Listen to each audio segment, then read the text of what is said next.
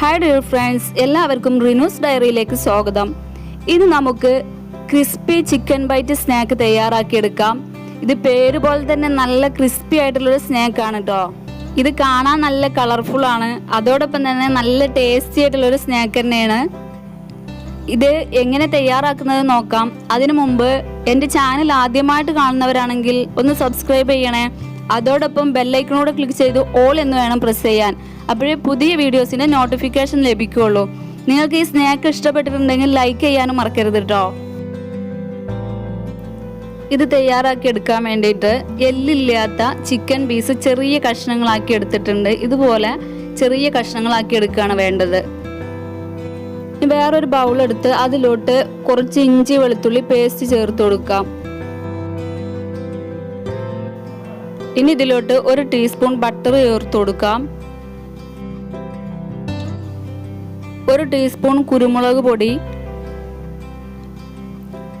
1 teaspoon Kashmiri മുളക് പൊടി, 1/4 teaspoon മഞ്ഞൾപ്പൊടി, 1 table spoon cornflour, 1 table spoon മൈദപ്പൊടി.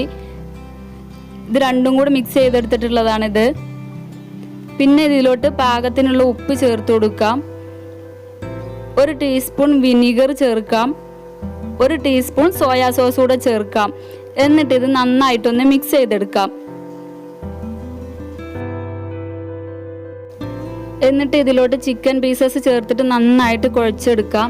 ഇത് കുഴച്ചെടുക്കുന്ന സമയത്ത് വെള്ളം കുറവാണ് തോന്നുകയാണെങ്കിൽ 1-2 ടീസ്പൂൺ വെള്ളം കൂടെ ചേർത്തിട്ട് കുഴച്ചെടുക്കാം. വെള്ളം കൂടി പോകരുത്.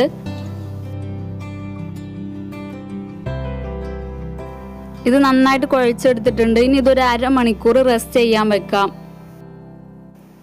ഇനി നമുക്ക് ഇതിനാവശ്യമായ മാവ് റെഡിയാക്കി എടുക്കാം. അതിന് 1 കപ്പ് മൈദപ്പൊടിയാണ് എടുത്തിട്ടുള്ളത്. ഇതിലോട്ട് കുറച്ച് ഉപ്പ് ചേർത്ത് കൊടുക്കാം.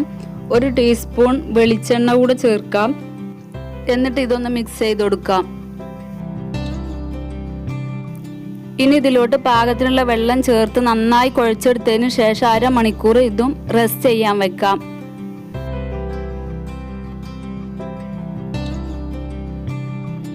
അരമണിക്കൂറിന് ശേഷം നമ്മൾ ഈ മാവ് എടുത്ത് നോക്കിയപ്പോൾ നല്ല സോഫ്റ്റായി കിട്ടിയിട്ടുണ്ട്. ഇതേപോലെ നല്ല സോഫ്റ്റായി കിട്ടണം. എന്നിട്ട് ഇതിൻ്റെ പകുതി എടുത്തതിന് ശേഷം നമുക്ക് ഒരു പത്തിരി പലകയിലോ അല്ലെങ്കിൽ കൗണ്ടർ ടോപ്പിലോ പൊടി തട്ടി കൊടുത്തിട്ട് ഇതൊന്ന് പരത്തിയെടുക്കാം.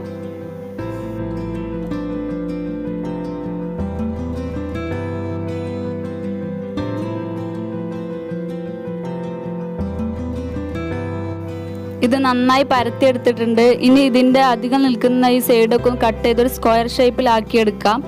എന്നിട്ട് ഈ ഒരു വീതിക്ക് ഒരു 1 ഇഞ്ച് വീതിക്കൊക്കെ ഇതൊന്ന് കട്ട് ചെയ്തെടുക്കണം.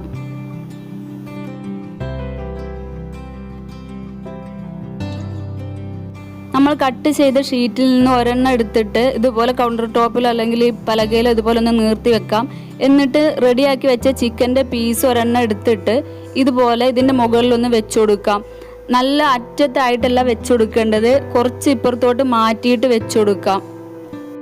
എന്നിട്ട് ഈ ഷീറ്റ് വെച്ച് ചിക്കൻ പീസ് ഒന്ന് ഫോൾഡ് ചെയ്തെടുക്കാം. ഈ ഒരു രീതിയിലാണ് ഫോൾഡ് ചെയ്തെടുക്കേണ്ടത്. ഇതുപോലെ ഫോൾഡ് ചെയ്യുന്ന സമയത്ത് അധികം നിൽക്കുന്ന ഷീറ്റ് കത്തി വെച്ച് ഒന്ന് കട്ട് ചെയ്ത് കൊടുക്കാം.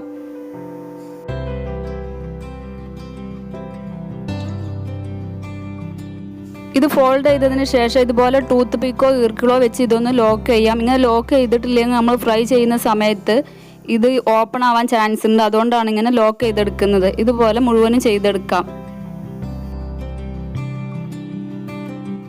അപ്പോൾ ഇത് മുഴുവനായിട്ട് ചെയ്ത് കഴിഞ്ഞിട്ടുണ്ട്. നല്ല കളർഫുൾ ആയിട്ടുണ്ട്. ഇനി ഇത് നമുക്കൊന്ന് ഫ്രൈ ചെയ്തെടുക്കാം.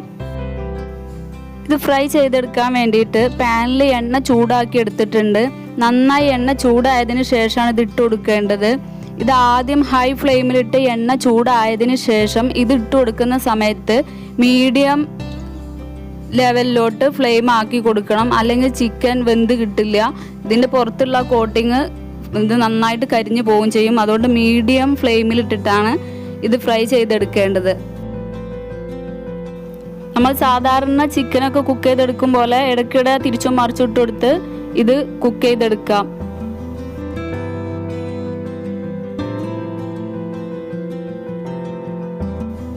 അപ്പോൾ നമ്മുടെ ക്രിസ്പി ആയിട്ടുള്ള ചിക്കൻ സ്നാക്ക് റെഡി ആയിട്ടുണ്ട്. ഇനി നമുക്ക് ഇതൊരു പാത്രത്തിലോട്ട് മാറ്റാം.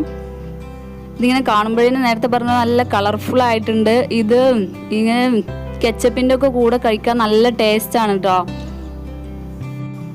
അപ്പോൾ നമ്മുടെ crispy chicken bite snack recipe ready ആയിട്ടുണ്ട്. നിങ്ങൾക്ക് എല്ലാവർക്കും ഇഷ്ടപ്പെട്ടിട്ടുണ്ടാവുമെന്ന് വിചാരിക്കുന്നു. എല്ലാവരും ഒന്ന് തയ്യാറാക്കി നോക്കുക. തയ്യാറാക്കി നോക്കുന്ന സമയത്ത് ഫീഡ്ബാക്ക് അറിയിക്കാൻ മറക്കരുത് കേട്ടോ. ഇഷ്ടപ്പെട്ടാൽ ലൈക്ക് ചെയ്യുക, കൂട്ടുകാരിലേക്ക് ഷെയർ ചെയ്യുക. നിങ്ങൾ ഇതുവരെ ലൈക്ക് ബട്ടൺ ക്ലിക്ക് ചെയ്തിട്ടില്ലല്ലോ, അതുകൂടെ ഒന്ന് ക്ലിക്ക് ചെയ്യുക കേട്ടോ.